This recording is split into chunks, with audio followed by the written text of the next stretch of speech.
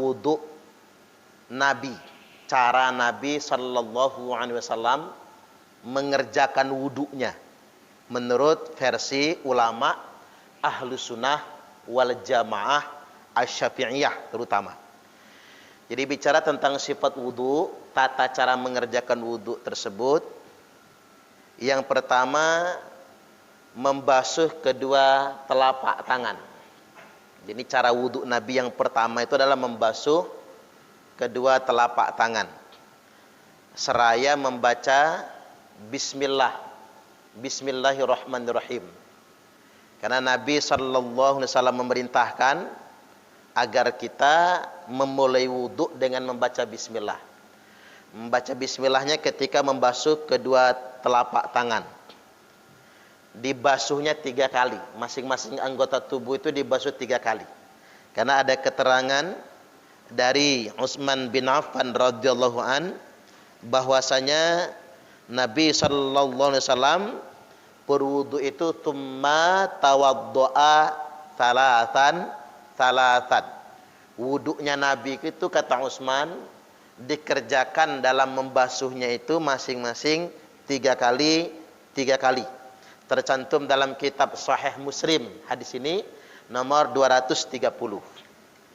Jadi masing-masing dari awal sampai akhir itu kita membasuhnya 3 kali. Ini berdasarkan hadis sahih, keterangan dari Utsman bin Affan tentang bagaimana cara Nabi mengerjakan wudunya, sifat wudunya Nabi sallallahu alaihi wasallam. Basuh 3 kali seraya membaca Bismillah. Setelah itu al-madmadah, kumur-kumur. Setelah kumur-kumur juga 3 kali. 3 kali ini maksimal. Lebih dari 3 kali hukumnya makruh. Jadi lebih dari 3 kali hukumnya makruh. Kurang dari 3 kali boleh. Jadi wudhu itu cuma sekali saja, membasuhnya boleh. 2 kali boleh, tapi bagusnya ganjil. Kalau enggak 1 ya 3 kali. Lebih dari 3 hukumnya jadi makruh. Setelah al-madmadah wal istinsyaq, kemudian istinsak. Apa itu istinsak? Menghisap air ke hidung. Menghisap air ke hidung.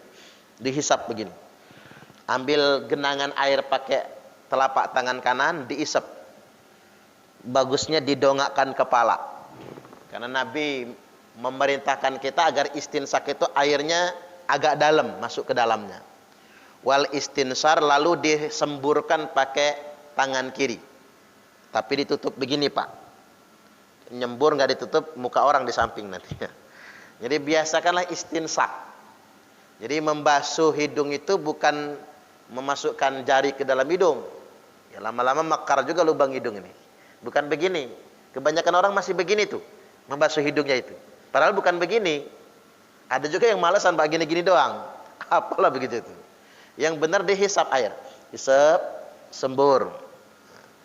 Kalau mau afdol didongakkan kepala. Kalau belum biasa takut keselak kan. Hisap dikit jadilah. Jadi kalau malas ngangkat kepala, hisap sedikit jadilah, lalu disemburkan 3 kali. Selesai istinsak dan menyemburkan air dari hidung, maka membasuh wajah. Ghuslul wajhi, membasuh wajah.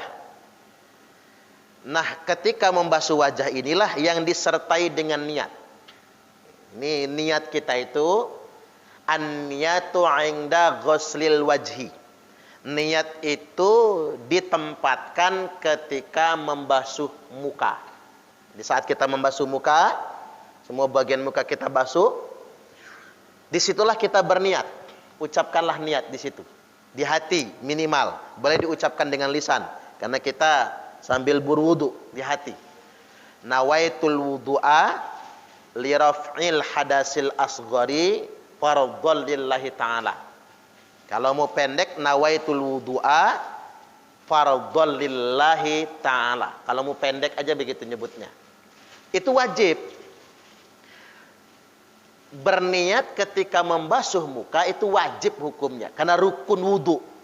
Jadi kalau orang membasuh muka tidak disertai dengan niat, maka tidak ada wudu baginya. Tak ulang lagi, barang siapa yang ketika membasuh muka dia tidak berniat, maka tidak ada wudu baginya. Berarti wudu itu sia-sia, wajib diulang lagi. Sama kayak orang sholat, ketika takbir tidak niat, maka tidak ada sholat baginya. Sama kayak orang ihram, al-ihramu minal miqat, ketika dia ihram dari miqat, pakaian ihram dia pakai, dia berangkat dari miqat, tetapi dia nggak berniat untuk umrah dan atau tidak berniat untuk haji, maka tidak ada umrah baginya dan tidak ada haji baginya. Nah itu penting. Sama kayak niat dalam wudu. Ketika kita berwudu, pas membasuh muka, maka kita berniat. Minimal nawaitul wudu'a fardhalillahi ta'ala. Kalau nggak mau panjang, boleh pakai bahasa Indonesia. Sengaja aku wudu wajib karena Allah Ta'ala. Sengaja aku wudu untuk mengangkat hadas kecil, kalau mau panjangnya kan, wajib karena Allah Ta'ala. Itu harus, boleh bahasa Arab, boleh bahasa kita. Ketika membasuh muka pun 3 kali. Setelah membasuh wajah, membasuh muka 3 kali, lalu kemudian membasuh tangan. Ghuslul yadain ilal mirfaqain. Membasuh kedua tangan ilal mirfaqain, sampai ke siku. Nah, berarti begini caranya, jangan dari siku ke tangan, tapi tangan ke siku. Kalau kita di keran itu enak sekali. Jari-jari dulu yang didahulukan. Jari-jari basuh, sela-sela jari-jarinya juga begitu. Lalu balikkan tangan kita, tarik ke siku. Begitu caranya. Balik lagi ke depan, tarik lagi ke siku kita. Balik lagi ke depan, tarik ke siku kita. Jadi atas bawah. Kalau sudah begini kena atas bawah dia. Jadi dari jari-jari ke siku, balik ke jari lagi, ke siku kembali, balik ke jari-jari, ke siku kembali. Artinya nggak boleh begini, disiram begini, disiram saja, nggak boleh. Atau membasuhnya dari siku ke jari-jari, dari siku ke jari-jari. Kalau nyiramnya saja di keran dari siku ke jari-jari, tapi menghusapnya tetap dari jari-jari ke siku, sudah benar kaifiat sifat caranya. Dan tidak sah wudu kalau cuman disiram saja begini. Siram saja nih Pak. Emang basah semua dia. Kanan disiram, kiri juga disiram. Maka tidak sah. Jadi harus pakai tangan dia. Mending walaupun nggak disiram, tangan kiri ini ambil air, genang di tangan kiri. Genang di tangan kiri, kemudian kita taruh di tangan kita begini. Tanpa angkat tangan, ditarik begini. Jadi menggunakan air yang di tangan kiri kita itulah untuk membasuh sampai ke siku, balik lagi ke depan. Ngambil air lagi. Kemudian begitu lagi, itu malah sah. Enggak apa-apa. Yang penting tangannya nggak ngangkat. Itu malah sah. Air genangan yang di tangan. Nah, cuman kita ini kan sudah punya keran. Ya lebih baik pakai keran. Kita dari awal terus pakai keran itulah. Jadi ditarik dari jari-jari ke siku. Tangan kiri juga begitu. Di jari ditarik dari jari-jari ke siku. Boleh menggunakan air yang ada di tangan itulah. Boleh juga pakai keran. Atau seandainya nih enggak pakai keran, pakai gayung, ambil gayung, pakai air di ember, disiramkan begini, disiramkan. Bahkan nyiramnya dari siku juga boleh kalau cuma nyiram. Tapi digosok pakai tangan. Yang lebih afdol lagi itu pakai tangan itulah. Tapi tangan ini diniatkan gayung. Makanya kita sunahkan di awalnya membasuh telapak tangan dulu. Ambil air, diambil ke tangan kiri, begitu. Digosokkan, kemudian begitu. Yang penting tangan ini jangan ngangkat selama menggosok. Gosokan pertama jangan ngangkat, agar tidak mustakmal. Ambil air lagi, begitu juga, ambil lagi, gitu. 3 kali, 3 kali. Kemudian yang berikutnya menghusap kepala. Menghusap kepala, bahasa fikihnya begini Pak. Setelah kita membasuh tangan, wa masu ba'dir ra'si, menghusap sebagian kepala. Itu beda. Ghuslul wajhi, membasuh muka, itu beda. Kalimatnya ghusl. Ghuslul wajhi, ghuslul yadain, membasuh tangan. Nah ini kalau untuk kepala bukan ghusl bahasanya, tapi wa mashu. Kalimatnya mashu. Menghusap ba'dir ra'si, sebagian kepala. Apa bedanya kalau ghusl mencuci, membasuh pakai genangan air atau air tumpahan seperti keran pancuran itu. Tapi kalau menghusap cukup air yang nempel di telapak tangan saja. Basahi telapak tangannya. Nah, air yang nempel di telapak tangan ini itulah yang digunakan untuk menghusap. Ya kalau kepala kalimatnya ghusl, ibu-ibu mbak-mbak itu basah semua itu, Pak. Jadi kalau sama dengan muka kalimatnya, ya mau nggak mau di keran, harus dimandiin pala nih. Untung kalimatnya bukan membasuh kepala, kalimatnya menghusap kepala. Jadi kalau menghusap tuh begini, pakai air yang ada dihusap kepala begini. Nah, itu sunnahnya. Yang wajib hanya sebagian kepala saja. Ini bahasa yang sunnahnya mashu ba'dir ra'si, menghusap sebagian kepala. Kepala mana? Kepala bagian depan. Nah, ini keterangannya. Jadi biru'usikum, menghusap sebagian kepala itu ay juz'un minha, yakni hanya sebagian saja. Sebagian yang mana? Sebagian depan kepala. Makanya dulu Nabi kalau wudhu begini aja. Nah, imamah Nabi, udeng-udengnya Nabi itu cuma diginiin saja. Kemudian dihusap kepala bagian depan begini. Yang ditumbuhin rambut bagian depan ini. Nah, begini caranya. Keterangan hadisnya begini. Dari Mughirah radhiyallahu an, dia berkata, annan nabiyya sallallahu alaihi wasallam, sesungguhnya Nabi sallallahu alaihi wasallam tawaddoa, beliau berwudu, famasaha binasiyatihi wa 'alal imamah, Nabi menghusap, menyapu, ngelap bagian depan kepalanya saja, ubun-ubunnya ini, bagian ubun-ubun depan kepala ini, wa 'alal imamah, hingga ke imamah. Begini cara menghusap. Ini simpel Pak, itu rukunnya. Apalagi buat perempuan, karena pakai kerudung, wuduknya di tempat umum, nggak memungkinkan ngelepas kerudungnya kan. Angkat sedikit kerudungnya, masukin tangan ke depan, dihusap 3 kali. Bisa itu. Ini madzhab Syafi'i. Cara wudhu sifat salat Nabi menurut Ahlus Sunnah wal Jamaah. Hadis tadi itu dalilnya tercantum dalam kitab Sahih Muslim nomor 274. Nomor 274. Itu caranya. Hanya saja menghusap dari depan ke belakang begini, hukumnya sunnah menurut madzhab Syafi'i. Hukumnya sunnah 3 kali. Tapi tidak disertakan dengan telinga. Tidak disertakan dengan telinga. Jadi menghusap kepala, kepala saja. Kepala saja yang dihusap. Tidak menyertakan telinga. Nah, baru setelah kita menghusap kepala, baru kemudian disunahkan untuk membasuh telinga, menghusap telinga. Kalimatnya begini. Wa masul udunain. Kalimatnya juga menghusap, bukan membasuh, bukan air tumpahan.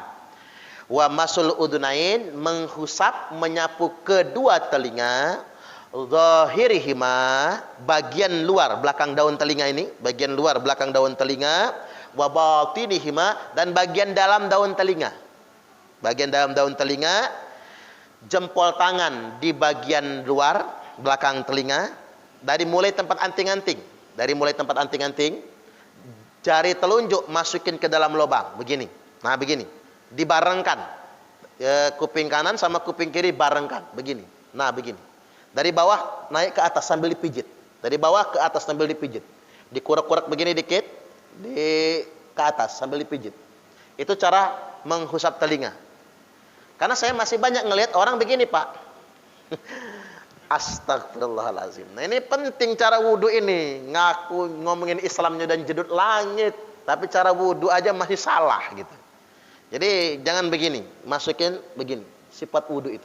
Nah, begini. 3 kali. Menurut madzhab Syafi'iyah, menghusap kepala dengan telinga dipisah. Ini penting saya tekankan, Pak, karena madzhab resmi di Indonesia ini, madzhab resminya madzhab Syafi'i. 80% lebih masyarakatnya bermadzhab Syafi'i. Maksud saya jangan cari yang aneh-aneh, jangan cari yang selain itu. Imam Syafi'i itu bukan ulama sembarangan, mujtahidin rajih. Dari 4 imam 4 madhab, Yang keturunan Nabi ya Imam Syafi'i. Jadi secara nasab dan sanad itu terbaik semua beliau. Maksud saya jangan sampai aliran baru ujuk-ujuk datang ke Indonesia ini lalu menyalahkan cara wudhunya orang se-Indonesia Raya tercinta ini. Itu su'ul adab itu namanya, tidak boleh. Baik, kemudian yang berikutnya, setelah menghusap telinga, lantas kemudian membasuh kaki.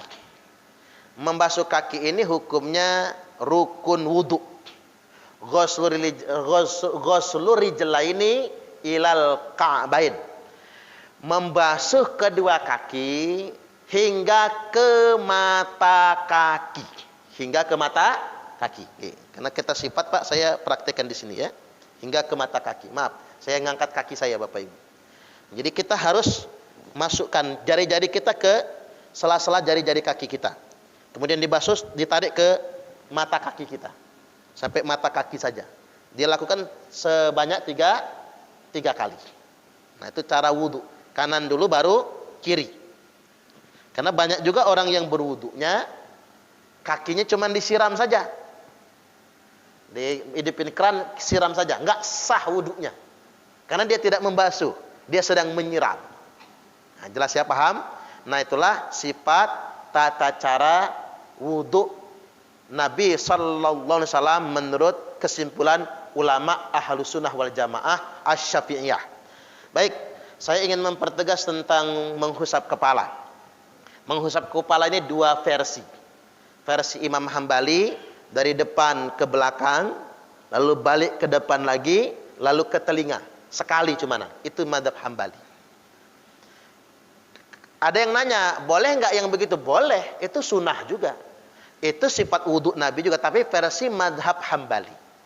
Cuma masalahnya, banyak ustadz Wahabi yang datang ke Indonesia, tiba-tiba mendadak berfatwa, wudhu yang benar itu cuman begitu. Yang lain bid'ah semua. Ini kan bikin kesal. Udah jumlah mereka sedikit, ngelunjak. Jadi bapak-bapak jangan heran kalau ada kampanye sedunia internasional larangan mazhab Wahabi. Jangankan di kita, Arab saja sudah mulai melarang Wahabi. Mengapa Wahabi itu dilarang? Apa yang diamalkan mereka salah? Tidak, keyakinannya yang salah. Karena mereka menganggap selain kelompok mereka bid'ah semua. Coba lihat, ikuti ceramah-ceramah mereka. Pokoknya selain mereka bid'ah semua. Ujung-ujungnya mereka akan mengkafirkan orang lain. Bayangkan, Imam Syafi'i jelas ulama terkemuka, ahli fikih, mujtahidin mutlak, menghusap kepala itu 3 kali, bagian depan kepala, lalu dibid'ahkan oleh orang Wahabi. Lalu dia mengatakan wudhu orang se-Indonesia ini salah. Nah bahaya itu orang-orang yang baru belajar agama Pak, baru kerja di Pertamina, hijrah gitu kan, udah dapat kerjaan tetap, hijrah, belajar salah, ketiban belajarnya belajar sama Wahabi, tiba-tiba jadi kasar dan radikal. Semua orang lain salah di mata dia. Itulah bahayanya kalau nggak mondok. Kan banyak sekarang orang hijrah, artis hijrah. Cara beragamanya jadi kaku. Karena ketika dia hijrah, dia ingin belajar agama, belajarnya salah. Belajarnya ke Wahabi. Sedangkan Wahabi tidak bermadhab. Tidak ikut madhab Hanafi, tidak ikut madhab Maliki, tidak ikut madhab Syafi'i, tidak ikut madhab Hambali. Akhirnya dia merasa paling benar. Lagu mereka Quran hadis gitu. Seakan-akan mereka paling ngerti itu sama Quran dan hadis. Ini saya perlu klarifikasi karena banyak betul konten di media sosial itu, konten-konten Wahabi yang terang-terangan mengatakan cara wudhu kita salah. Seakan-akan mereka saja yang punya dalil. Padahal kita jelas dalilnya, sumber kitabnya jelas, hadisnya sahih semua.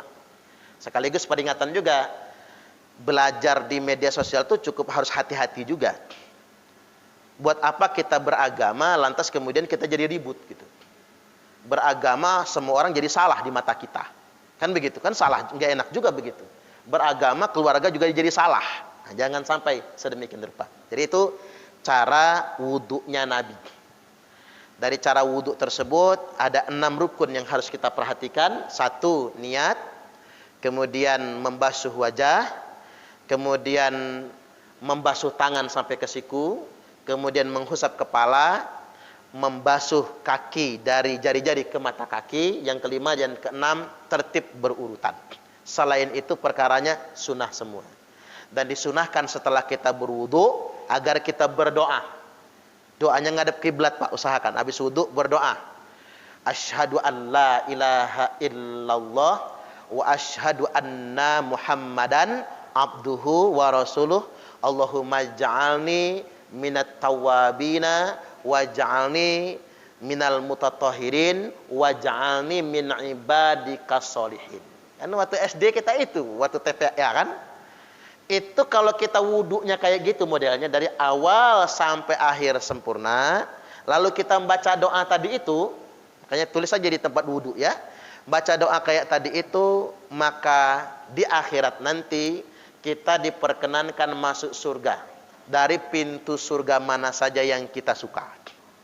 Dan surga itu punya 8 pintu. Pokoknya begini, wudu sempurna dari awal sampai akhir kayak gitu caranya, lalu mengucapkan zikir setelah wudu dengan zikir yang tadi, maka di akhirat masuk surga. Dari pintu surga mana saja yang dia suka. Jadi kalau bapak-bapak mau masuk neraka, protes nanti. Enggak terima gua ya Allah. Gua ini wudu terus, cara wudunya begitu. Kata Ustadz Parman masuk surga dari 8 pintu surga. Milih pintu surga mana saja yang dia suka. Itu fadilahnya. Baik, satu lagi yang